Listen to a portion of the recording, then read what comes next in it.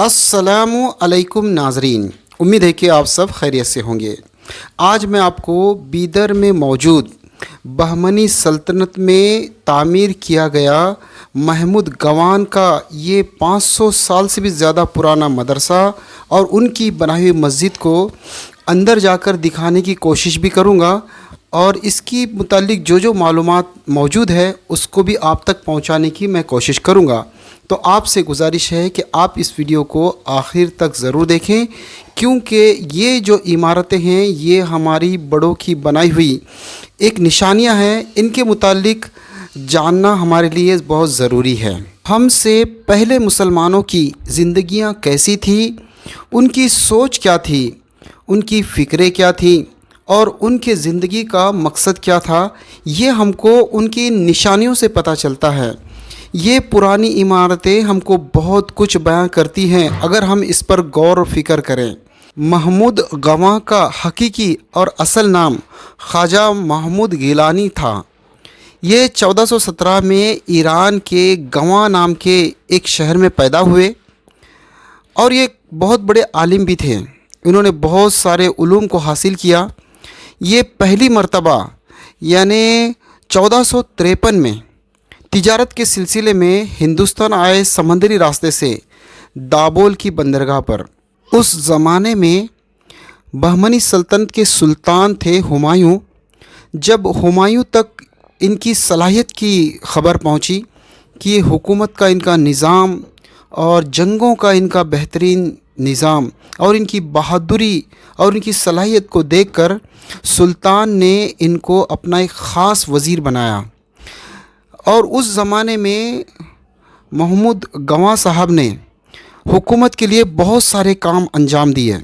जब ये वज़ीर बने, इनके ज़माने में आसपास की जितनी भी सल्तनतें थी उन सब सल्तनतों पर इनका एक दबदबा था। इनकी सरहदें काफ़ी लंबे पहुंच गई थी और कई हुकूमतों से इनकी जंगें हुई और उस जंगों के अंदर फतह हासिल हुई। यानी जो गोवा पुर्तगीज़ों ने ले लिया था, इनके ज़माने में इन्होंने उसे जंग करके वापस ले लिया। दाभेल जो दूसरी हुकूमतों के ताबे में चला गया था उसको भी इन्होंने जंग करके अपने इख्तियार में ले लिया। तो अड़ोस पड़ोस की सारी सल्तनतों पर इनका एक धाक जमी हुई थी। यानी महमूद गवां की जो जंगी तरतीब और सलाहियत थी उसके ज़रिए से बहमनी सल्तनत को काफ़ी फ़ायदा पहुँचा। इसके साथ ही महमूद गवां साहब की जो सलाहियत थी हुकूमत चलाने की वो भी काबिल तारीफ़ थी। महमूद गवां साहब ने हुकूमत के कुछ ऐसे निज़ाम बनाए कि हुकूमत के 8 सूबे बनाए और उन सूबों को चलाने की तरतीब भी कुछ ऐसी बनाई जिसकी वजह से तिजारत को भी काफ़ी फ़रोग मिलने लगा और ज़राअत के अंदर भी काफ़ी डेवलप हुआ, जिसकी वजह से उनकी सल्तनत की रियाया काफ़ी खुश और काफ़ी खुशहाल ज़िंदगी गुजारने वाली थी। मगर इसके साथ ही महमूद गवां की ये काबिलियत और इस सलाहियत पर कुछ जलने वाले लोग भी उस ज़माने में मौजूद थे। वो इस बात को हज़म नहीं कर पा रहे थे और पसंद नहीं कर रहे थे कि महमूद गवां इतना सुल्तान से करीबी इंसान कैसे बन गया और क्या ऐसी तदबीर की जाए जिसकी वजह से महमूद गवां को इनसे हटाया जा सके। इसीलिए वो तदबीर करते रहे। उन्होंने एक तदबीर की कि महमूद गवां की जो क्या कहते हैं उसको, जो सिक्का होता उस ज़माने में जो जिससे थप्पा लगाए जाते, तो वो ऐसी एक डुप्लिकेट बनाई उनके विरोधियों ने और बनाकर एक लेटर ऐसा लिखा।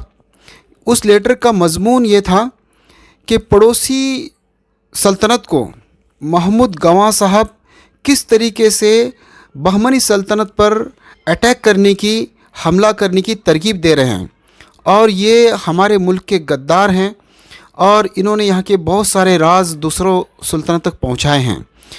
और उसके ऊपर, उस लेटर के ऊपर थप्पा वो जो डुप्लिकेट इन्होंने सिक्का बनाया था उसका लगा दिया और ये लेटर ले जाकर उन्होंने सुल्तान को ऐसी हालत में दिया जबकि सुल्तान होश में नहीं थे, यानी कुछ शराब के दौर में थे और इतनी जल्दबाजी से काम लिया उन लोगों ने कि सुल्तान को ये सारी बातें समझाकर, सारी बातें बताकर फ़ौरन उनसे ऑर्डर भी पास करा दिया कि अगर ये बात सच है तो मोहम्मद गवाह को जो है कत्ल कर दिया जाए। और इस पर अमल दरामद भी इतना जल्दबाजी में किया गया कि जिसकी वजह से मोहम्मद गवाह साहब को 1481 में कत्ल कर दिया गया। अब इस वाक़े से हम एक सबक हासिल करें।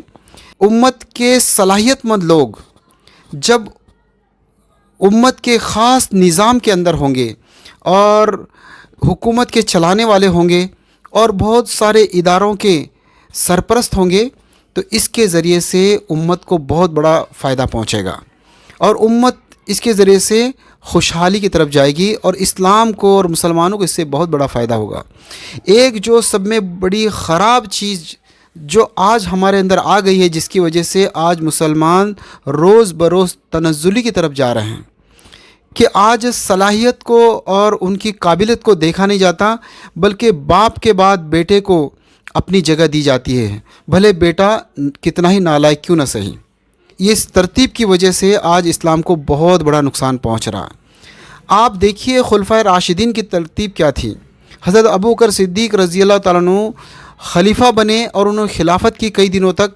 जब वो खलीफा थे तो उनके 4 बेटे थे, लेकिन उन्होंने अपने इंतकाल के वक्त ये वसीयत की कि मेरे बाद मेरी औलाद को खलीफा ना बनाया जाए, बल्कि शूरा मशवरे करके उम्मत के बेहतरीन अफराद को खलीफा बनाया जाए। तो खैर उसके बाद शूरा ने मशवरा करके उमर रज़ी अल्लाह अन्हु खलीफा बनाया। हालांकि उमर रज़ी अल्लाह तआला अन्हु ने काफ़ी सालों तक हुकूमत की और इस्लाम को इनके ज़रिए से बहुत बड़ा फ़ायदा पहुंचा कि दूर दूर तक इस्लाम की सरहदें जाकर टकराई हैं और आधी दुनिया में कहते हैं कि इस्लाम उस ज़माने में फैल गया था और इतना अमन व अमान भी था उनके ज़माने में।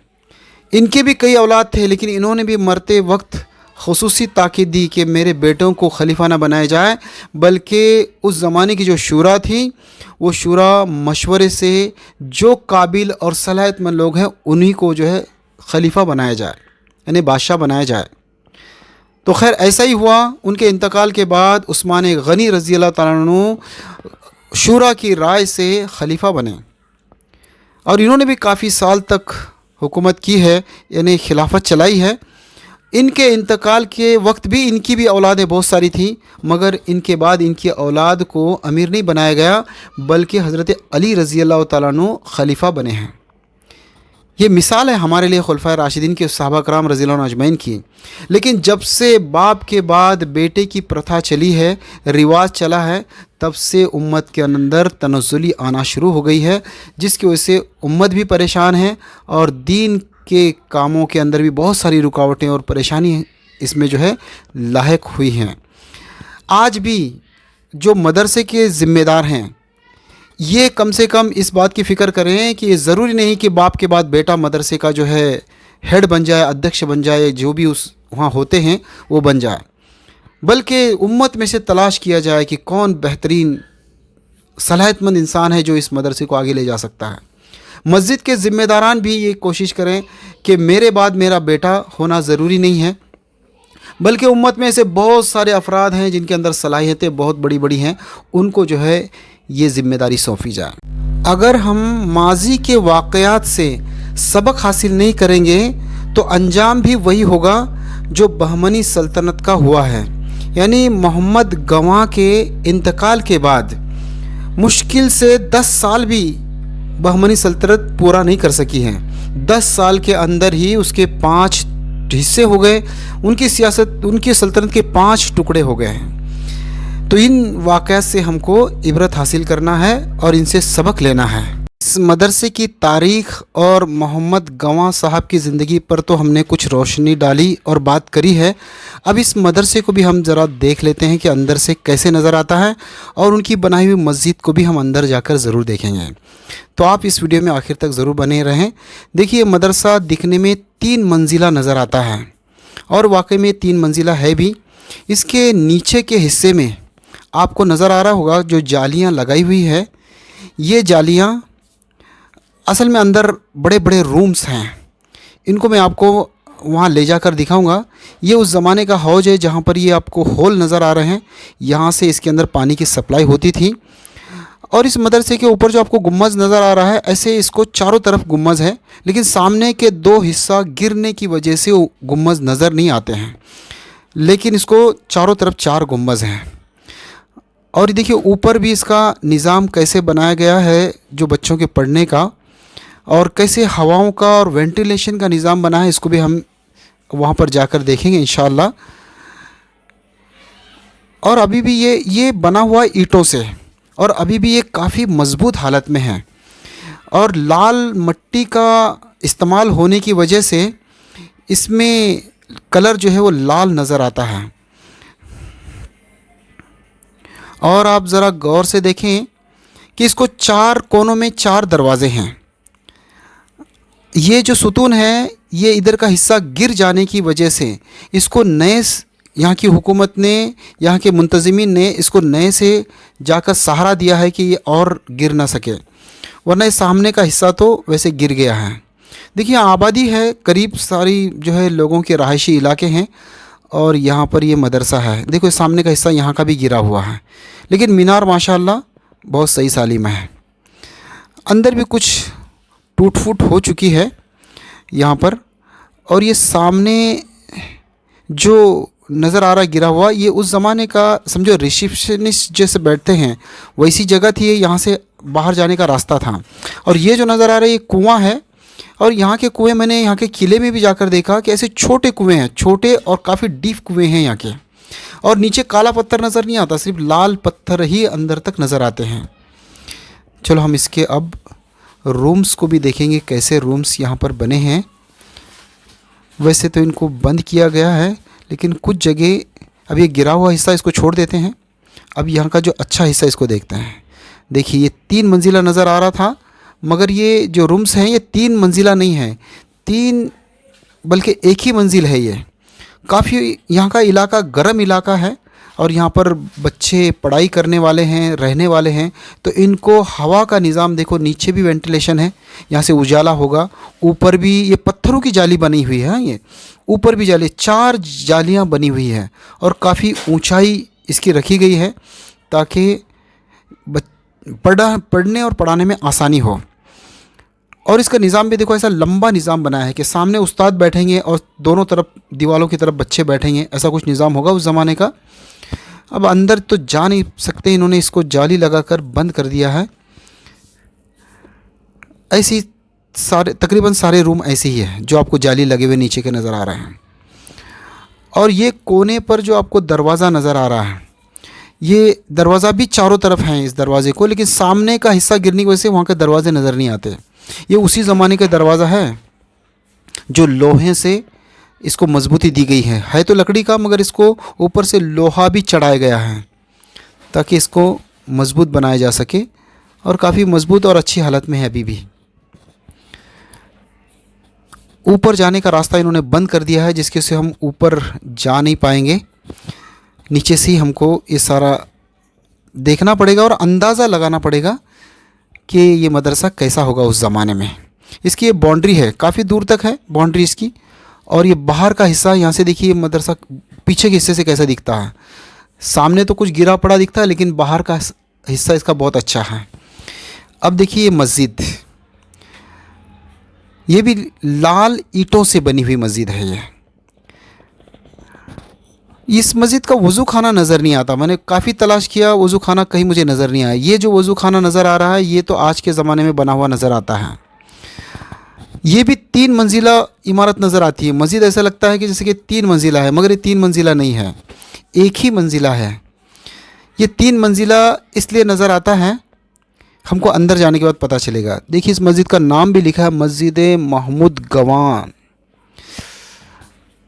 और मस्जिद ये आबाद है माशाल्लाह। यहाँ पर 5 वक्त की नमाज़ होती है। रहायशी इलाका करीब है तो जाहिर है कि आबाद करने में दुश्वारी नहीं है। अगर ये किसी जंगल में या कहीं किले के अंदर या कहीं दूर होता तो बात अलग होती। देखिए ईंटों से ये मीनार बनाया गया है, और इस पर वहाँ का जो गारा होता होगा उस गारे से इस पर डिज़ाइन बनाई गई है, और इस पर कुछ लिखा भी गया है। मैं आपको वीडियो को जूम करके दिखाऊंगा कि अरबी और फ़ारसी में कुछ लिखा है इस पर। जो नीचे का हिस्सा था वो खुरेश के निकल गया, लेकिन ऊपर कुछ इसके हिस्से नज़र आते हैं। अब हम मस्जिद के अंदर जाकर देखेंगे कि मस्जिद अंदर से कैसी नज़र आती है। देखिए मस्जिद का दरवाज़ा है, ये उसी ज़माने का दरवाज़ा है जिस पर पीतल के ये कुछ लगे हुए हैं, कुछ लोहे के लगे हुए हैं ताकि दरवाज़े को मजबूती हो, और काफ़ी मजबूत हालत में है भी दरवाज़ा ये। देखिए जैसे मैंने आपको बताया था, ये मस्जिद का मेहराब है और इस मेहराब के अतराफ़ में कुछ ख़ास डिज़ाइन नज़र नहीं आती है। देखिए एक मंजिला ही है, 2 मंजिला नहीं है ये। यहाँ पर भी देखिए वेंटिलेशन कैसे रखा है, ये 3 माला इसलिए नज़र आता है। देखो यहाँ पर भी ये पत्थर की जालियाँ हैं जहाँ से उजाला आता है अंदर, ऊपर भी वैसे ही है, और उसके ऊपर भी बड़ी वेंटिलेशन खिड़की है जहाँ से परिंदे तो अंदर नहीं आ सकते लेकिन हवा और उजाला यहाँ पर आ सकता है। देखो यहाँ पर भी 3 हिस्से हैं, यही हमको बाहर से मंजिल की तरह नज़र आते हैं कमान। यहाँ पर भी देखिए कितना चारों तरफ ये रोशनी का और हवा का निज़ाम यहाँ पर बनाया गया है।